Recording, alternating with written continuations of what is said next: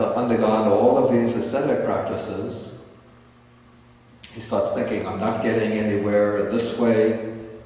Can there be another way to enlightenment? Now one would think what would come to his mind would be a fairly recent memory, 6 years ago, practicing meditation under the teachers, 2 teachers. He could have thought of the first jhana there. Not only the first jhana, but the second jhana, third jhana, fourth jhana. And then he could have realized that's the way to enlightenment.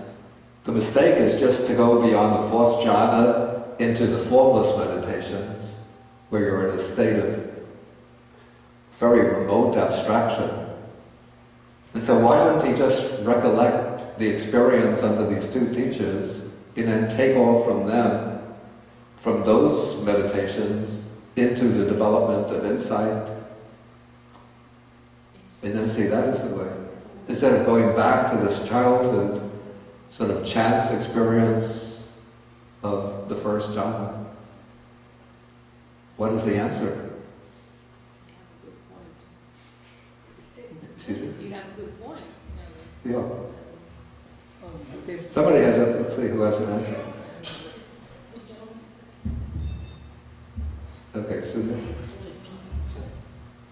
One thing, we just wanted to add that according to some of the Hindu meditation traditions, like when you start meditation, you straight away, like your first attainment is nothingness. So it doesn't go through a first jhana, second jhana, third jhana, fourth jhana, and you straight away go to nothingness.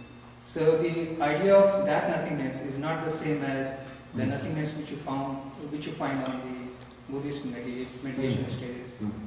That's a possible answer, that the teachers that the Bodhisattva studied with didn't teach a step-by-step way to go, excuse me.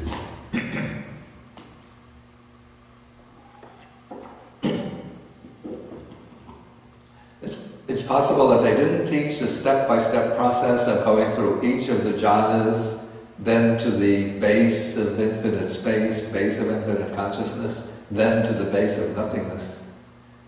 Even though in the Buddhist training, in order to get into these formless meditations, one goes through each jhana in turn, overcomes it, goes on to the next, then to the base of space, infinite space, base of infinite consciousness, base of nothingness, then to the base of neither perception nor non-perception. But possibly they taught a kind of meditation that would just take one straight away into the base of nothingness, base of neither perception nor non-perception. Okay, I think Treya has some point.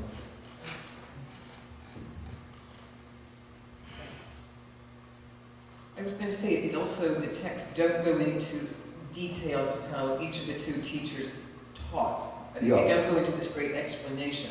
It just says, oh, you know, the ultimate is, you know, the first, the Buddha would call it the first immaterial state or the second immaterial state. And, you know, even though maybe your teacher teaches, okay, well, I'm going to teach you how to get to the base of, you know, nothingness. There's still probably stages you have to go through. Maybe the Buddha's unique in that he was like, I can put a name to these states. Maybe he noticed these different discrete states and decided to like, okay, I'll make it easy, like a step-by-step instruction. I mean, that's one of the things about Buddhism, which, you know, I used to love Taoism. It's fabulous, but there's not a lot of instruction on what to do. The Buddha is really here. It's almost like a cookbook. Here are the instructions. I'm making it very plain. And to just further maybe clarify my earlier point, when I said, you know, his teachings grew and matured. And this is just my thought, but you know, I think that even though one becomes enlightened, it doesn't mean one doesn't continue to learn and to realize things. So I think his knowledge just accrued and accrued, and his teachings just got better. I think the way probably it's quite possible that, of course, when he achieves enlightenment, then he realizes everything that's essential to the enlightenment, but still there would be the matter of what we call pedagogical skills, teaching skills, which would be something that he could have learned over his career as a teacher, picking up more skills, more insight. different ways to present the path. Yeah. I always thought that he went back to the child. Yeah. And again, this is colored by my Christian upbringing. Yeah. Jesus saying you must become like a little Yeah. child. Yeah. That's a good way. Because I think there's so much, Yeah. not that the traditions are the same, but all these religious traditions are seemingly looking for some way out. Yeah. Yeah. But that he was demonstrating in reaching back there, that he realized that there is a simplicity involved in when we make it so complicated, Yeah. and we teach it as if it can only be done if you do go through the first jhana and the second, and the intellectualizing of it. For me, this is hopeful. Yeah.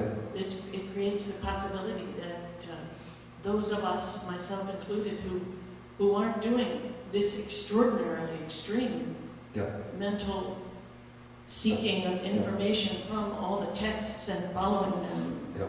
to such an intimate degree, might slip in by being committed with the innocence of really trying without having to know more.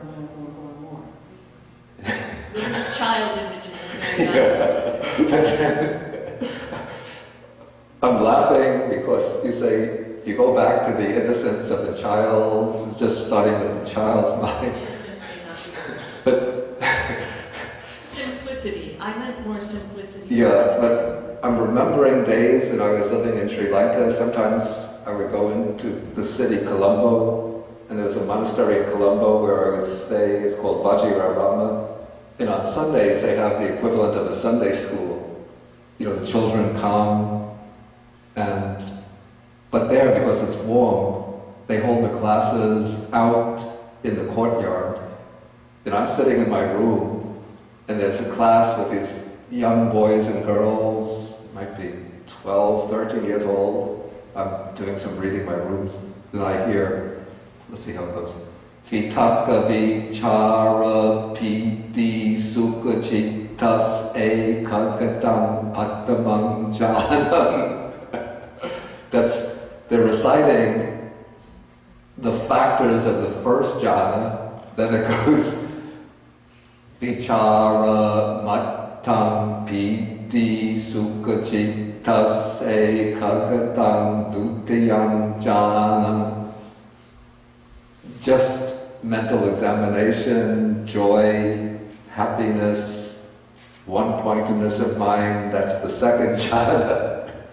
Then piti sukha chittas ekagatam tatiyam jhana. Then I went to see this older monk who was staying in his room, and he's sort of boiling and saying, this is what they're teaching these young children. They have to learn, 12-year-old kids, they have to learn the formula for their jhanas in a language they don't understand. I was taught to memorize the Baltimore Catechism.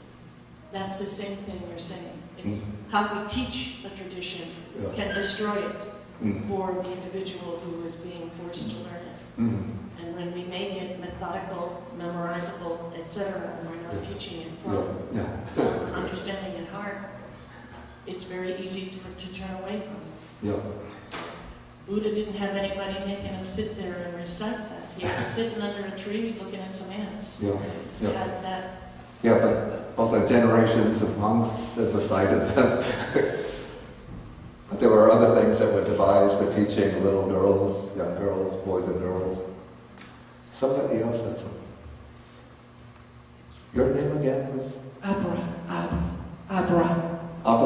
Yes. Abra is good.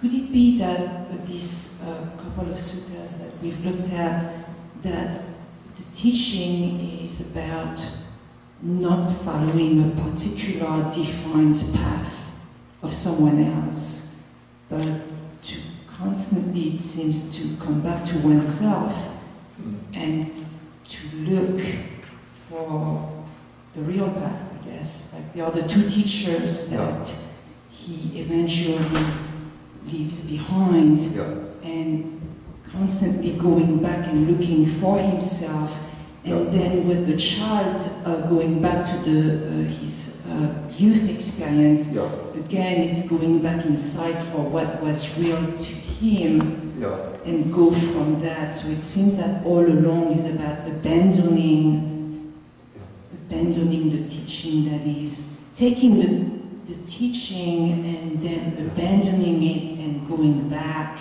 to oneself. So, this is a very good point, but I think it has to be looked at from two angles. Okay, one angle is that probably the reason why it wouldn't, the text would, even if the Buddha, suppose he had learned the jhanas under the two teachers, but if he recollected an experience under those two teachers, then he couldn't say that the path is entirely something that he's brought up himself, that he's hammered out or devised himself based on his own experience. Right. And so by taking the discovery of the path back to his own childhood experience, then it makes the path something which has evolved from the Buddha himself. So this becomes a completely new path breaking out on the Indian spiritual scene. Okay, that is one comment that I wanted to make. The other comment is that, like, once the Buddha discovers the path, then the point is that we don't have to undertake the long course of experimenting to find at least the broad contours of the path. We could say the path and its broad contours is something taught, laid out by the Buddha. But we still do have to do some experimenting, because there are many different ways of practicing the path, many different, say, meditation techniques, combinations of techniques, many different defilements, and then different remedies for those defilements. So we still have to experiment on ourselves to find out what works for us. But the basic, say, the structure or scheme of the path and the whole range of aspects of the path, that is something that is originally taught by the Buddha, so that we can find ourselves within that range as a starting point. Okay, I want to take some of the questions that come from the internet. Okay, the Buddha's childhood jhana experience was very different from the so-called jhana experience he got from his two teachers. Does that mean his middle way to attain jhana is unique to Buddhism? Okay, under the two teachers, there's no mention about learning what we call the first, second, third, fourth jhanas. What he learned from the two teachers was the base of nothingness, base of neither perception or non-perception. Whether the four jhanas are completely unique to Buddhism, this I don't know. There could be counterparts to the jhanas in other meditative systems, but called by different names. Of course, the names first, second, third, fourth jhana might be unique to Buddhism, but if one practices a method that will bring one to the same level of concentration, it can be the same as the jhana. Second question, was there any mention of how the Buddha attained stream entry in the sutta? Was he already a once returner? So Majjhima number 26 only describes his final journey to full liberation. The way it's presented in the text, the Buddha went through, it doesn't even speak about the Buddha going through the stages of stream entry, once returning, non-returning, and arhatship. It just speaks about him on the night of his enlightenment going all the ways to arhatship, but no mention of any intermediate stages. And it seems that he couldn't be a stream enterer before he started his quest for enlightenment, because the stream enterer would have the idea, what is the path to enlightenment? Whereas the Buddha has to, the Bodhisattva has to discover it for himself.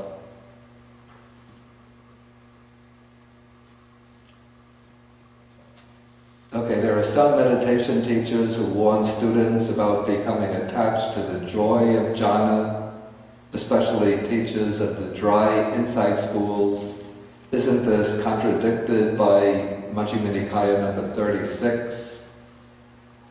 I'd say what's contradicted by Majjhima Nikaya number 36 is the idea that some teachers of the dry insight school say is that one shouldn't attain jhana because you might get attached to the joy.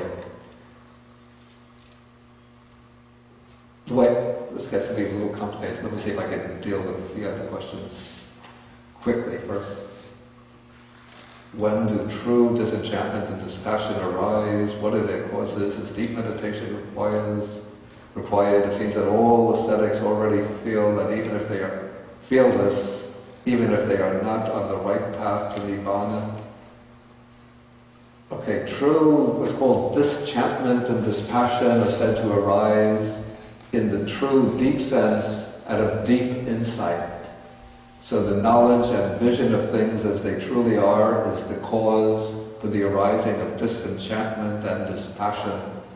So even though those ascetics might have already become disenchanted with worldly life, but they hadn't reached that experiential insight level that brings the liberating disenchantment.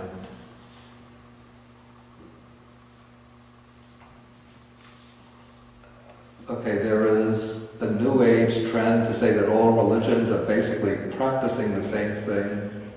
Is Buddhist samatha vipassana meditation really the same as the meditations of Hinduism, Jainism, Christian, Kabbalah, etc.?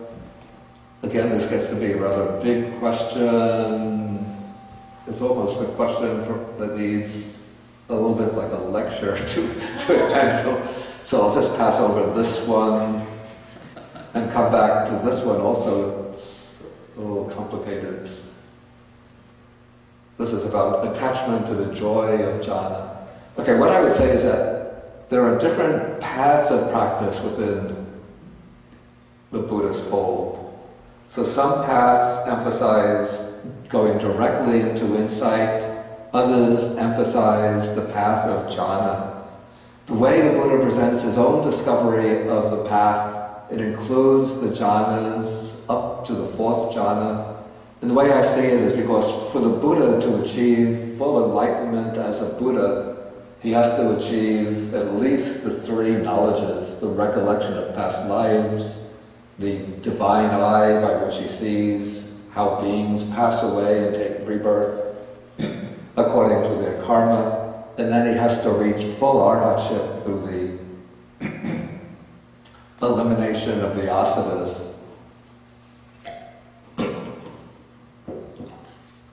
And so to gain all three knowledges, the usual secure foundation is the fourth jhana. And so the Buddha has to go through and master the four jhanas before he develops wisdom. Okay, some dry insight, I've heard some dry insight teachers say that one shouldn't practice the jhanas. They're very dangerous because you can experience joy through them, joy and happiness, and then you become attached to that joy and happiness. That would be, I would say, wrong instructions. What I would say is that what's proper, a dry insight teacher could say that there is a path of dry insight which doesn't involve the jhanas. If one feels inclined to the path of jhana, one should follow that way. But don't become, even a teacher of jhana will say, don't become attached to the joy, but don't cling to it, but experience it, then let it go to go further. But what's important to know is that the way the Buddha structures his path, he uses higher types of happiness and pleasure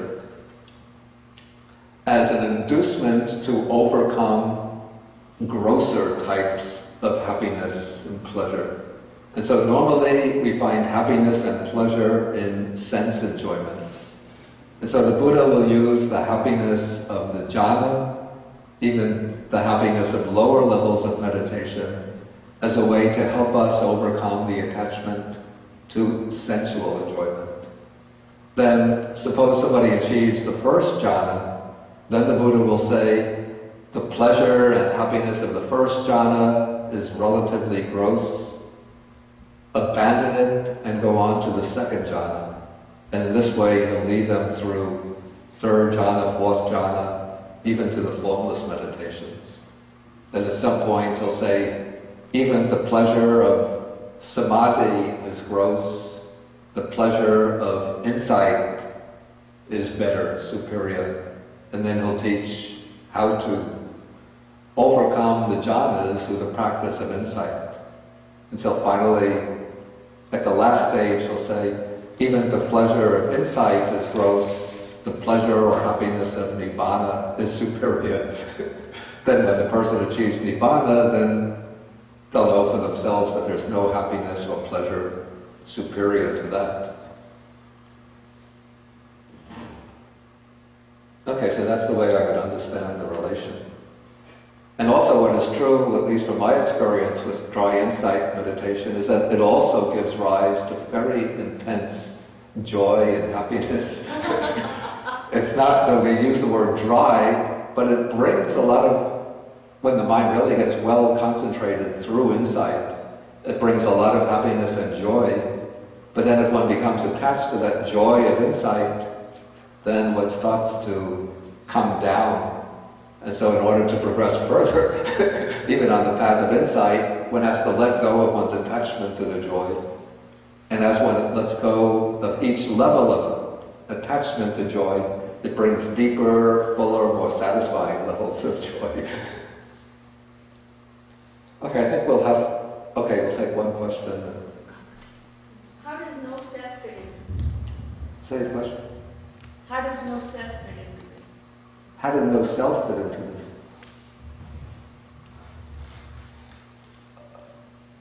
Well, actually, no self pertains to the stage of insight knowledges. But in this sutta, in both suttas, there's no mention of not self, because it's not dealing with what the Buddha actually realized through insight. I don't understand no self, so I'm just trying to figure out if I'm also working with another teacher who's asked me to look at the experience from the point of view of 5 aggregates to see if there is self. And to look at life in terms of its illusory qualities. In terms of what? It's the illusory qualities? Yeah. So then, who's experiencing the time? I think It's not, obviously there is some node there that has to get enlightened, and your and mine, everybody's node is different. Yeah, but I think we have to How does this keep. fit in? Yeah, please. I think we have to keep the questions pertaining to the material that I'm covering. A couple of weeks ago, I dealt in a lot of detail with the teaching of non-self. Actually, I think almost 2 whole classes I dealt with non-self. I think if they're put up on the internet, on this Ustream TV. Which sutta? Which one was that? It was in relation to Sutta number 22. Thank you.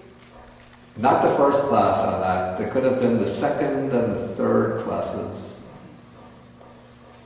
The second part of the second class, and then I think the third class was almost entirely on non-self.